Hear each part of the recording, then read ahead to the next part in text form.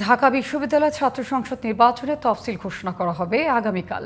24শে জুলাই গণ অভ্যুত্থানের পর এবার ভিন্ন বাস্তবতায় হতে যাচ্ছে ডাকসু নির্বাচন। ছাত্রনেতারা চাইছেন যে কোনো মূল্যে একটি সুষ্ঠু ও স্বচ্ছ নির্বাচন।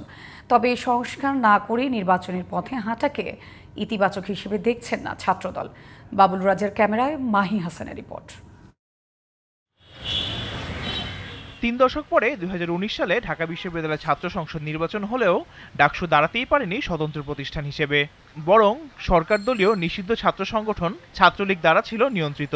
জুলাই গণ অভ্যুত্থানের 9 দফার একটি ছিল প্রতিটি বিশ্ববিদ্যালয়ে ছাত্র সংসদ কার্যকর করা, যার পরিপ্রেক্ষিতে কয়েক দফা তারিখ পেছানোর পর সম্প্রতি তফসিল সংক্রান্ত চূড়ান্ত সভায় সিদ্ধান্ত হয় ডাকসু নির্বাচনের তফসিল ঘোষণা করা হবে 29শে জুলাই, আর ভোট সেপ্টেম্বরের দ্বিতীয় সপ্তাহে।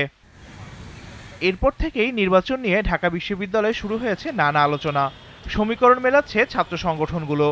একাডেমিক মান উন্নয়নের লক্ষ্যে দ্রুততম সময়ের মাঝেই প্রয়োজন ছাত্রদের বৈধ প্রতিনিধি, এমনটা মনে করছে বাংলাদেশ গণতান্ত্রিক ছাত্র সংসদ। দখলদারিত্ব, সিট বাণিজ্যের যে রাজনীতি, সেই রাজনীতি এবং গণরুম গেস্টরুম যাতে করে আর কখনোই চালু না হতে পারে। শিক্ষার্থীদের শিক্ষার পরিবেশ এবং একাডেমিক পরিবেশের মান উন্নয়ন, শিক্ষার্থীদের বাসস্থানের উন্নয়নের জন্য কিন্তু আসলে শিক্ষার্থীদের বৈধ প্রতিনিধি থাকা প্রয়োজন। এই নির্বাচনের যেই তারিখটা ঘোষণা করবে সেই তারিখেই যাতে করে ডাকসু নির্বাচনটা অনুষ্ঠিত হয়, সেটি আমাদের প্রত্যাশা থাকবে।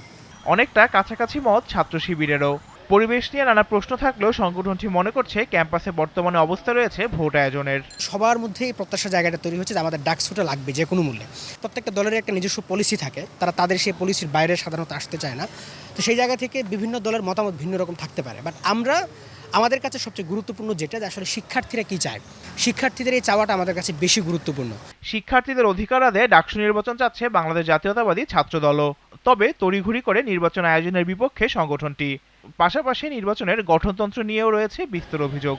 বর্তমান গঠনতন্ত্র গণতন্ত্রের পথকে সংকুচিত করেছে বলে মনে করছে ছাত্রদল। একটা নির্বাচন অত্যন্ত তড়িঘড়ি করে করবেন এবং একটা হচ্ছে যে অশুভ উদ্দেশ্যকে সামনে রেখে আপনি নির্বাচন বাস্তবায়ন করতে চাইবেন, প্রপার পরিবেশ আপনি বিশ্ববিদ্যালয়ে সৃষ্টি করতে পারবেন না। এখনও পর্যন্ত কয়েকজন ছাত্রলীগারকে অ্যারেস্ট করা হয়েছে।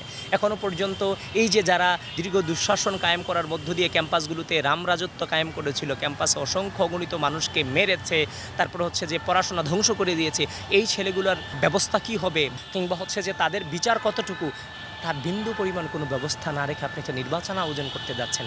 এবং নির্বাচনে যে গঠনতন্ত্র সংস্কারের প্রয়োজন ছিল, ন্যূনতম সংস্কার পর্যন্ত এই বিশ্ববিদ্যালয় প্রশাসন করেনি। সময় ও গঠনতন্ত্র প্রশ্নে মতপার্থক্য থাকলেও নির্বাচন চায় ক্রিয়াশীল সবগুলো ছাত্র সংগঠনই। সুষ্ঠু ও গ্রহণযোগ্য একটি নির্বাচন আয়োজনের মাধ্যমে শিক্ষার্থীরা তাদের প্রতিনিধি নির্বাচন করবে, এমনটাই চাওয়া সবার। Mahi Hasan, GTV news, Dhaka.